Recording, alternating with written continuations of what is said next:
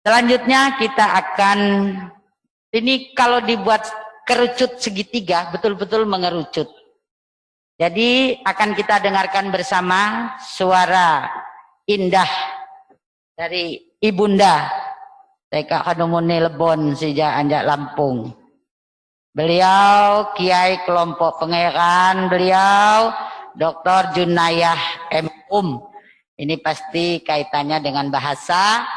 Dan nanti terakhir saya minta Raja Batin Maulana mengakhiri. Semakung nih, kam jama-jama ngejuk selamat jama beliau Raja Batin Maulana sebagai juara 2 tingkat nasional tentang pantun, lomba pantun. Ini baru dapat informasinya. Insya Allah apa yang diharapkan dari beliau Sultan Guru Sipahit Lidah, dari Sultan Rajo Sangon Ratu. Jadi apa yang diungkapkan tadi ternyata generasi ke depan ini juga lebih aktif lagi. Selamat sekali lagi Raja Batin Maulana. Selanjutnya saya persilakan Ibunda Kiai Kelompok Pangeran pun agak nyuak masalah bahasa Lampung. Disilakan. Assalamualaikum warahmatullahi wabarakatuh. Tabi pun. Ya pun. Ijo ma dapat bahasa Lapungunyan, ma dapat seunyannya dalam bahasa Lampung, tapi berusaha sekali-sekali pakai bahasa Lampung. Bapak Rektor, Bapak Dekan yang saya hormati, teman-teman semua, para narasumber yang terhormat, teman-teman lama, Pak Effendi Sanusi, saya dengar suara Anda, dan Pak Iqbal, tentu saja adikku yang cantik itu, Farida Aryani. Tugas yang diberikan kepada saya adalah kajian bahasa dalam banyak aspek, dalam banyak perspektif aslinya. Lalu saya milih dalam berbagai sudut pandang. Saya khawatir nanti saya bergaya-gaya pakai perspektif yang mahasiswa dan kawan-kawan nanti apa itu perspektif saya salah pakai nanti ternyata. Baik, kajian bahasa Lampung dalam berbagai perspektif.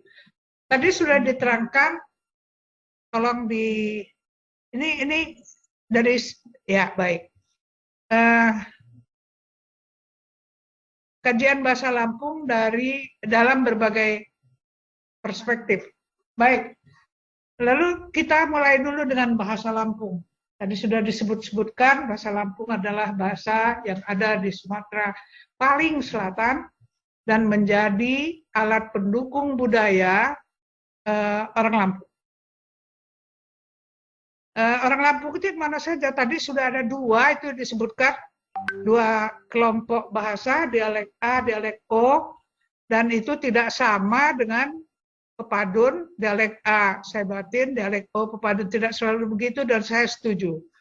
Jadi ada kelompok dialek penutur dialek A di dalam kelompok Pepadun, ada juga penutur dialek O dalam kelompok saya batin.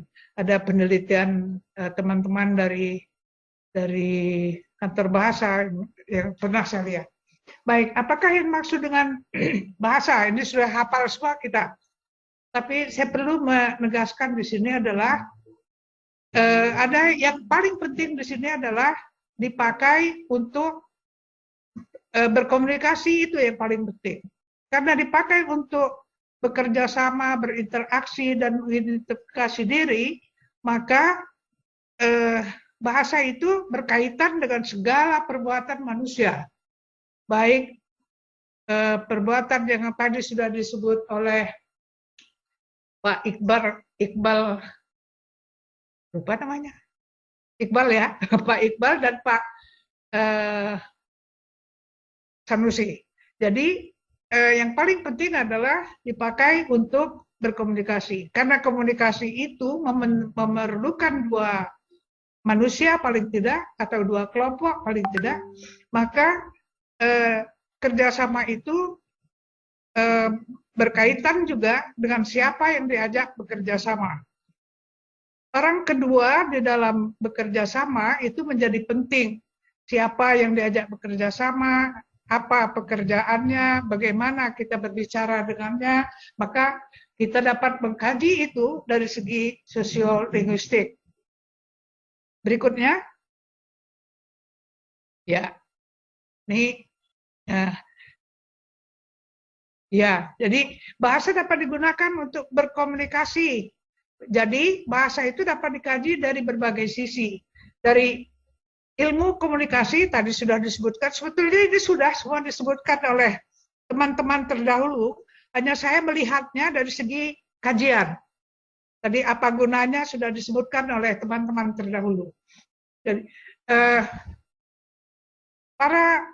ini khusus untuk para mahasiswa S1 yang baru akan belajar bahasa, supaya mudah terlihat peta jalannya mau kemana, kajian apa saja yang diperoleh lewat bahasa, sangat banyak, tadi sudah disebutkan beberapa, pariwisata dan sebagainya, tapi mari kita lihat secara lebih rinci.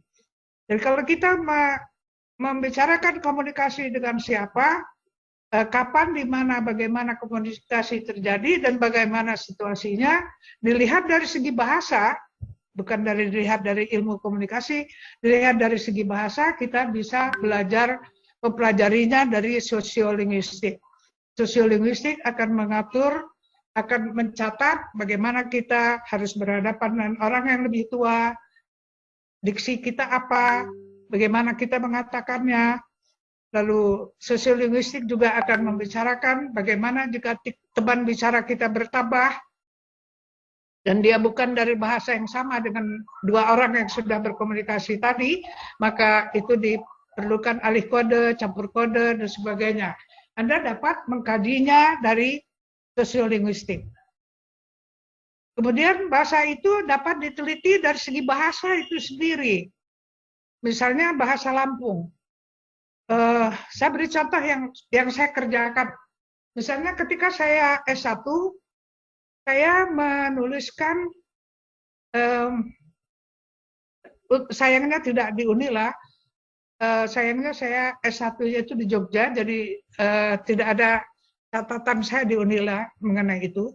Tapi saya juga ingin mengenalkan diri bahwa saya adalah alumni Bahasa Indonesia BA Unila yang pertama kali. Jadi saya tahun 73 awal, 73 November saya tamat, terus saya pindah ke Jogja, oleh karena itu saya tamat S1 di Jogja. Nah, saya menulis tentang bagaimana pengaruh orang Lampung ketika berbahasa Indonesia. Pengaruh orang Lampung, pengaruh bahasa Lampung terhadap orang Lampung yang berbahasa Indonesia.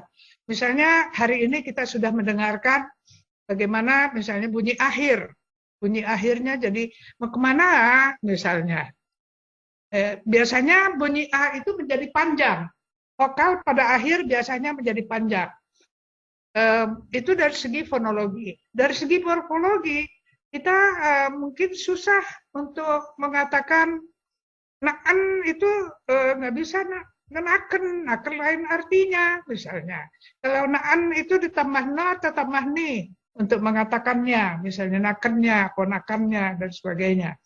Nah, itu bisa kita lihat dari segi metalinguistik, bicara bahasa dari segi bahasa. Tidak hanya fonologi, misalnya bagaimana bahasa, bagaimana kalimatnya orang yang berada di laut, di pinggir laut, bahasa para nelayan, bagaimana kalimatnya orang-orang yang bertani, bahasa petani. Tentu alat budayanya, alat daur hidupnya berbeda. Tadi Pak Sanusi nyebut teknologi hidup ya, teknologi kehidupan. Itu berbeda dengan alat daur hidupnya di kota. Beda dengan orang Lampung yang baru pulang dari kota, mungkin agak beda dengan bahasa Lampungnya dengan orang Lampung yang sudah lama diam di pinggir kota misalnya. Bagaimana struktur bahasa itu? bagaimana bentuknya, bentuk katanya mungkin saya sering dengar sekarang banyak orang Lampung yang pakai podcast Lampung itu. Kalau kita dengar, halo guys, itu guysnya guys, bukan guysnya Inggris bukan, tapi guysnya orang Lampung. Halo guys, padahal nggak usah pakai begitulah, nggak usah pakai guys, tapi yang kabar minak muari, sekelikku, sunyin segalo misalnya. Jadi itu dapat dilihat dari kajian bahasa. Sekarang dari sejarah kajian linguistik, kajian bahasa dapat dilihat dari segi sejarah. Misalnya yang baru-baru ini saya kerjakan adalah saya sudah menulis tentang seruit. Saya pikir dari mana kata seruit itu. Lalu setelah saya cari kemanapun tidak ada kemungkinan kata seruit itu tiruan bunyi. Ketika orang Lampung mengeruk tengah ketimun itu, biji bagian dalam ketimun, bagian lembut ketimun itu, bagian daging ketimun berbunyi serit serit. Nah, itu menjadi seruit. Nah, misalnya itu akan menunjukkan kapan ketimun ada di Lampung itu misalnya. Dari segi kancil nyelang ketimun misalnya. Kecil ngemaling lepang. Misalnya bahasa Lampung dialek ya. Ulun Lampung kena lepang kapan? Lepang ini begunanya kedok. Ini tanaman ulun Lampung lain atau tanaman ulun Indonesia lain. Ternyata lepang itu lain tanaman asli Indonesia. Jadi kalau kedua ulun Lampung pandai ketimun, cari buku sejarah. Jadi kita bisa belajar historiografi linguistik. Kita bisa belajar sejarah bahasa. Kita bisa belajar sejarah kuliner. Kita bisa belajar sejarah tapis. Dengan mengetahui kata tapis itu dari mana. Sekarang kita lihat yang ada di depan layar itu. Ada tapis, ada pengantin Lampung pengantin Lampung Abung, dan pengantin Lampung Saibatin. Dari bajunya kita bisa tahu apa saja nama baju, nama benda-benda ini. Apa saja nama pakaian yang ada di atas kepalanya itu. Apa saja nama, dari nama-nama itu kita akan tahu bahwa, oh pantas kita ini punya ini, karena kita ini begini, misalnya. Mengapa kok tabuh kita itu pakai kelenongannya itu logam? Jangan-jangan seperti namanya Sumatera itu Swarna Dwipa, jangan-jangan memang kita banyak punya logam. Dan mungkin kita, nenek moyang kita dulu sudah pandai menempa logam sehingga bisa menjadi alat bunyi. Ketika berbunyi, kelenongan itu berbunyi, maka kita mulai menggunakannya sebagai alat seni. Mungkin kita bisa belajar sejarah benda-benda budaya di sekitar kita. Kita bisa belajar sejarah suku yang ada di sekitar kita dari benda-benda itu. Jadi masuk jurusan bahasa Lampung bukan berarti kita sudah terbuang, bukan berarti kita tidak punya masa depan. Kita cukup punya masa depan, kita banyak punya masa depan. Yang penting kita berkreasi lebih banyak. Orang yang kreatif tidak akan kelaparan. Kemudian bahasa Lampung dialek A dan dialek O. Pada pertemuan Desember ya kalau tidak salah, awal Desember ketika saya harusnya saya bertemu dengan Pak Insinyur Pak Jausal, tapi waktu itu Pak Jausal tidak hadir. Padahal saya senang sekali kalau bisa bertemu waktu itu.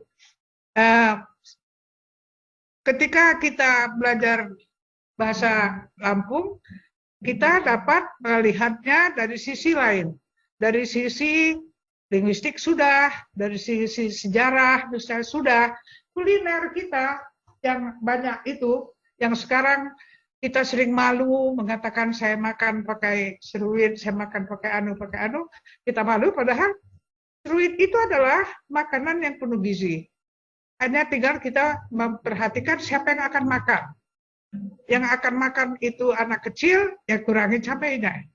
Yang akan makan itu orang yang suka dengan ikan, banyakkan ikannya, misalnya. Hanya tinggal begitu. Jadi kita masuk jurusan bahasa Lampung itu justru kita mempunyai kesempatan untuk meneliti hal-hal yang belum pernah diteliti orang lain. Ibu Margaret misalnya, mungkin belum semua yang diteliti Ibu Margaret itu mencakup semua keperluan kajian bahasa. Kemudian kaitan bahasa Lampung dengan kaitan bahasa Lampung itu yang ada 2 dialek, kita dapat memperhatikan perbandingannya, apa saja yang tidak ada dalam bahasa dialek A, apa saja yang tidak ada dalam bahasa Lampung dialek O, itu namanya linguistik komparatif. Bisa juga dikomparakan, dibandingkan dengan bahasa yang ada di sekitar bahasa Lampung itu sendiri. Misalnya, apa bedanya bahasa Lampung orang Lampung di Lampung Barat bagian utara dengan bahasa orang Bengkulu paling selatan? Mungkin sama-sama ada Lampungnya, tetapi pasti ada yang berbeda. Karena dulu ketika nenek moyang kita pindah ke suatu tempat, itu bukan satu hal yang mudah untuk kembali. Karena sekarang banyak jalan, dulu tidak ada jalan. Begitu pindah mereka menebang pohon untuk jalan, untuk lalu lalang, untuk pindah ke tempat baru. Lama di tempat baru, ketika akan pulang ke tempat lama, jangan-jangan pohonnya sudah besar sehingga lupa jalannya. Kemudian yang pindah ke timur misalnya tidak mudah pulang karena pindah ke timur itu pindah ke Abung, ke Menggala, ke Waikanan dan sebagainya, itu tidak mudah pulang ke barat karena jalan pulang itu adalah sungai. Sungainya dari barat itu tinggi, ke timur landai. Jadi kalau dari barat ke timur mudah, tapi dari timur ke barat tidak mudah. Karena itu timbullah dialek yang berbeda. Jadi bahkan dulu itu ada penelitian teman-teman saya di Jawa, antara satu tempat, satu desa dengan desa lain hanya dibatasi oleh hutan. Hutannya itu tidak terlalu panjang, tidak terlalu jauh. Itu sudah membedakan beberapa jumlah kata. Jadi bisa dilihat dari segi perbandingan bahasa. Kemudian yang berikut, penelitian linguistik itu penelitian bahasa, kajian bahasa itu bisa juga berkaitan dengan sastra. Tadi disebutkan pisaan, ada mantra, ada apa saja mantra yang ada di situ. Mengapa pakai kata itu? Mengapa tidak pakai kata lain? Misalnya dalam sastra itu, dalam mantra itu. Saya coba ingat satu mantra itu. Izin atur ya. 5 menit lagi. Nanti ya, diskusi. Saya kebagian yang paling nggak enak. Waktunya tersisa aja sedikit. Baik. Risiko orang daring. Baik, jadi sastra itu kita bisa melihatnya dari sastra klasik, kontemporer, dan modern. Lampung punya semuanya. Tadi sudah disebutkan ada pisaan dan sebagainya, itu mungkin masuk klasik. Ada yang modern itu yang sudah dibuat oleh teman-teman yang sekarang atau orang-orang muda sekarang. Dan kontemporer itu orang yang membuatnya adalah mereka teman-teman yang umurnya sedang menengah sekarang. Bahasa dapat dikaitkan dengan alam lingkungan, bahasa dapat dikaitkan dengan keadaan jiwa, orang yang berbahasa dan yang diajak berbahasa, yang masuk dalam kajian psikolinguistik. Yang terbaru itu bahasa komputer, komputasi. Bahasa komputer itu, saya tadi melihat ada yang bertanya bagaimana cara mengisi daftar hadir, bukan absen ya, kalau absen itu nggak hadir. Mengisi daftar hadir menggunakan komputer dalam acara kita ini. Itu kan bisa diteliti. Orang Lampung ngomong apa ya komputer? Tadi Bu Farida Aryani menyebut chat itu bahasa Lampung apa bukan ya? Ya kalau chat yang hampir semua benda elektronik tidak dibuat oleh orang Lampung. Saya kira ya, menurut hemat saya, hampir tidak semua dibuat oleh orang Lampung. Jadi mau tidak mau kita pakai bahasa orang lain. Misalnya pakai bahasa Inggris. Lalu bahasa dapat dilihat dari segi politik. Bagaimana? Kenapa orang kok pakainya kata ini kenapa pakai kata ini di tempat politik itu? Hukum, saya kebetulan agak lama di bidang ini karena saya pernah menjadi ahli bahasa untuk pembahasan RUU di DPR RI. Nah, ini menarik. Bahasa hukum, bahasa orang di bidang hukum itu menarik. Mereka ketika membuat undang-undang sangat perhatian dengan pilihan kata. Mengapa? Setelah saya amati ternyata ya berkaitan dengan kepentingan. Lalu bahasa untuk kajian forensik. Nah, ini sekarang banyak digunakan orang menjadi saksi ahli di persidangan pengadilan. Cuma sayangnya karena sekarang ada keharusan memiliki sertifikat ahli. Nah, kadang-kadang pemerintah tidak mengeluarkan, pemerintah khususnya BNPB ya, apa namanya itu, belum mengeluarkan untuk saksi ahli itu. Kemudian bahasa dilihat, bahasanya agama itu seperti apa? Apa boleh tidak kalau kita mengatakan baladol pakai D, bukan pakai DH misalnya. Itu kajiannya sangat banyak. Dari segi kata yang dipakai, dari segi kalimat yang dipakai, dapat diketahui apa yang sedang dibicarakan, mengapa itu terjadi misalnya. Kemudian mengenai makanan-makanan khas Lampung, saya ingat tadi Pak Effendi mengatakan tempoyak, bekasam, itu ada di Kamus Besar Bahasa Indonesia. Kebetulan khusus mengenai tempoyak itu ada sampai ke Thailand Selatan, masih ada orang makan tempoyak karena mungkin Melayu itu banyak durian. Lalu di Kalimantan banyak sekali orang menyebut kata tempoyak. Dan itu makanan itu memang biasa ada di sana. Baik, saya kira karena saya diburu-buru waktu, saya cukupkan sekian, nanti kita bertanya jawab lebih banyak. Terima kasih. Wassalamualaikum warahmatullahi wabarakatuh. Waalaikumsalam warahmatullahi wabarakatuh. Terima kasih, Orjinaia. Memang kalau sudah ibu yang menyampaikan pasti terasa dikejar waktu. Tapi masih ada. Apa ditunggu ke depan beberapa SKS, ibu siap menyampaikan di forum perkuliahan. Terima kasih. Ya.